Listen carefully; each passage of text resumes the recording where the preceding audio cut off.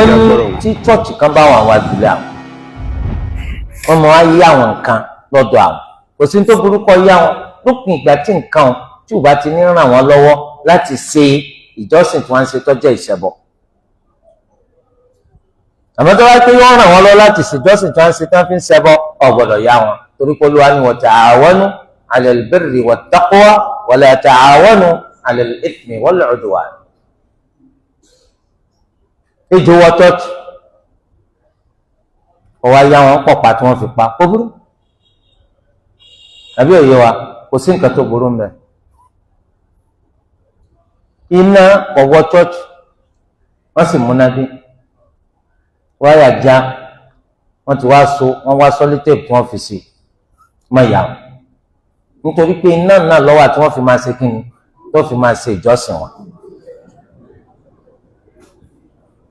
so ọmọ wò síra wọn tí o bá ti ní ṣe pẹ̀lú kó ràn wọ́n lọ́wọ́ pẹ̀lú ṣírùkù tí wọ́n ń ṣe kò burú yóò ràn wọ́n lọ́wọ́ pẹ̀lú ṣírùkù tí wọ́n ń ṣe ó burú eléyìí jẹba. Praise the Lord, hallelujah.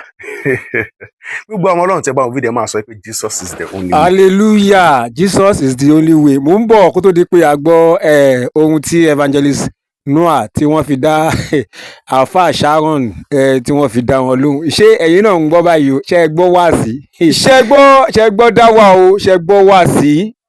Waasi tí Alfa Sharon tí wọ́n ṣe ẹ rí pé Waasi ẹgbẹ̀nu tán tí church bá wà níwájú ẹ̀yin àfáà kan tàbí ẹ̀yin mùsùlùmí kan ẹ gbọ́dọ̀ ràn wọ́n lọ́wọ́ láti lè gbé òrìṣà ẹbọ tí wọ́n ń ṣe láti gbé lárugẹ torí ẹbọ ni wọ́n ń ṣe nínú chọ́ọ̀chì tẹ́jọ́ bá wọ chọ́ọ̀chì ìtàn bá wá yá ọ̀pá tẹ́ máa fi pa ẹ lè yá wọn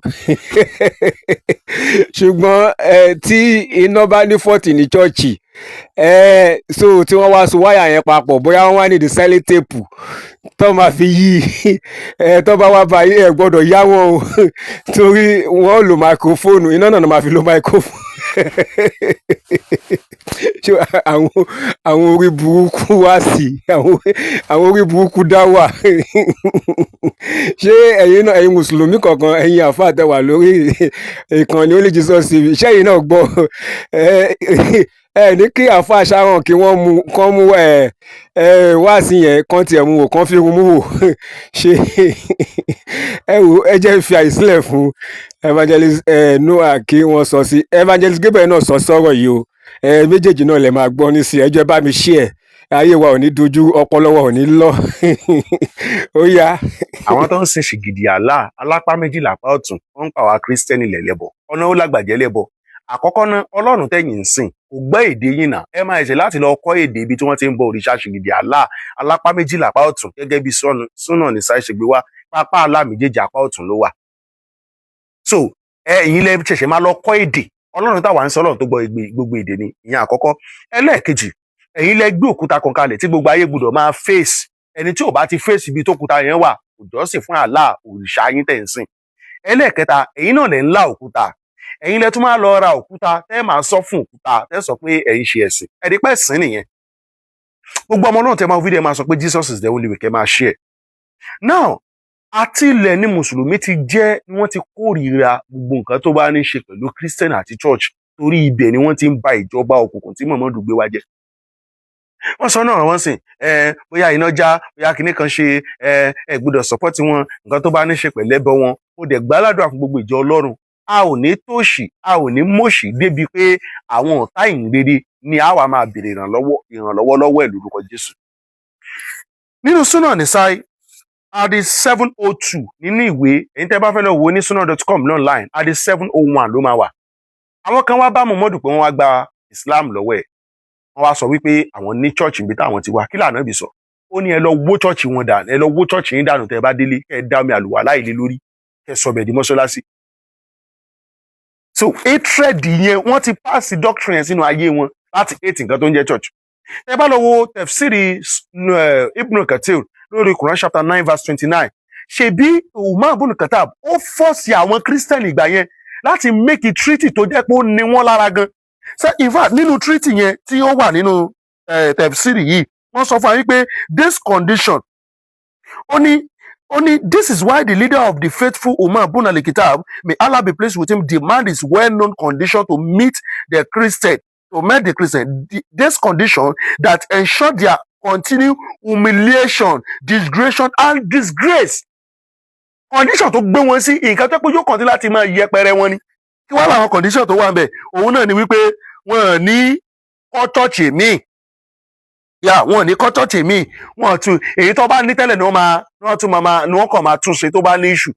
Nínú chọ́ọ̀chì ẹ lè kọrin sókè, ẹ lè gbóhùn sókè, ẹ lè lágo, ẹ lè ka bíbélì tàbí ìwé tẹ́ ẹ bá gbàgbọ́ nínú ẹ̀sìn yín, ẹ lè kà á sókè nítòsí ibi táwọn mùsùlùmí bá wà. Òun lè ṣe rí pé wọ́n ń àtáàkì sọ̀rọ̀ sí chọ́ọ̀chì, bú chọ́ọ̀chì, pé ńgbà mi tí wọ́n bá ń ṣe worship báyìí wọ́n lè lọ mú ọlọ́pàá kan fẹ́ fi arrest chọ́ọ̀chì pé torí chọ́ọ̀chì ń lo speaker. Nǹkan tó ń fọ́lò lélẹ̀. Kódà nínú tẹ̀fsírì Kúrútùbí òun sọ wípé wọ́n gbọ́dọ̀ increase ní nọ́mbà lórí Sura 929 pé wọ́n gbọ́dọ̀ increase ní nọ́mbà. Ọmọ ìjọ tó bá ti lè wà ní chọ́ọ̀chì náà ló gbọ́dọ̀ wà. Kódà ó fọ́ọ̀sì débi pé mùsùlùmí ò gbọ́dọ̀ wọrú aṣọ kan kí kírísítẹ́nì náà wọrú ẹ̀. Hatred yẹn ti wà ń bẹ̀. Gbogbo eré tó sì sá náà ní láti bà ìdíje jẹ́. Lórúkọ Jésù ẹ ò ní ṣe àṣeyọrí ẹ̀. Jésù nìkan ni ọ̀nà, òtítọ́ àti ìyè. Oore ọ̀fẹ́ Kristi kó máa mú abisi. Share fídíò yẹn o lè jẹ́ káwọn èèyàn rí mọ́lẹ̀. Wọ́n ní tí chọ́ọ̀chì kan bá wà wájú lé àwọn, wọ́n mọ̀ á yí àwọn nǹkan lọ́dọ̀ àwọn. Kò sí tó burúkọ yá wọn lópin ìgbà tí nǹkan tí ò bá ti ní ràn wọ́n lọ́wọ́ láti ṣe ìjọsìn tí wọ́n ń ṣe tọ́jọ́ ìṣẹbọ. Àmọ́ tó wá pé wọ́n ràn wọ́n lọ́wọ́ láti ṣe ìjọsìn tí wọ́n ń ṣe tí wọ́n fi ń ṣẹbọ, ò gbọ́dọ̀ yá wọn. Torí pé Olúwa ní wa ta'awanu 'ala al-birri wat-taqwa wa la ta'awanu 'ala al-ithmi wal-'udwan. Ejò wọ chọ́ọ̀chì, ọwọ́ ayá wọn pọ̀ pa tí wọ́n fi pa, kó burú. Àbí òye wa, kò sí nǹkan tó burú mẹ́. Iná ọwọ́ chọ́ọ̀chì, wọ́n sì múná dé. Wáyà já, wọ́n ti wá sọ́lítẹ̀pù tí wọ́n fi sí mọ́ ìyá wọn. Nítorí pé iná náà lọ́wọ́ tí wọ́n fi máa ṣe kíni, tó fi máa ṣe ìjọsìn wọn. So ọmọ wò síra wọn. Tí ó bá ti ní ṣe pẹ̀lú pọ́n ràn wọ́n lọ́wọ́ pẹ̀lú ṣírùkù tí wọ́n ń ṣe kò burú. Bí wọ́n ràn wọ́n lọ pẹ̀lú ṣírùkù tí wọ́n ń ṣe ó burú. Eléyìí jẹba. Tó ọ̀rọ̀ ládìjọ́ gbọ́ yìí o. Mo fẹ́ darí ìbéèrè yìí sẹ́yìn mùsùlùmí. Ẹ̀yin mùsùlùmí tẹ̀ ń wo fídíò yìí lọ́wọ́lọ́wọ́. Ẹ̀yin àfáà tẹ̀ ń wo fídíò yìí lọ́wọ́lọ́wọ́. Tàdìjọ́ ń gbé ní àwùjọ kan náà. Tí ẹ dẹ̀ ní ìbẹ̀rù Ọlọ́run. Ṣé lóòótọ́ ẹ̀kọ́ yìí nínú Kùránì ló wà?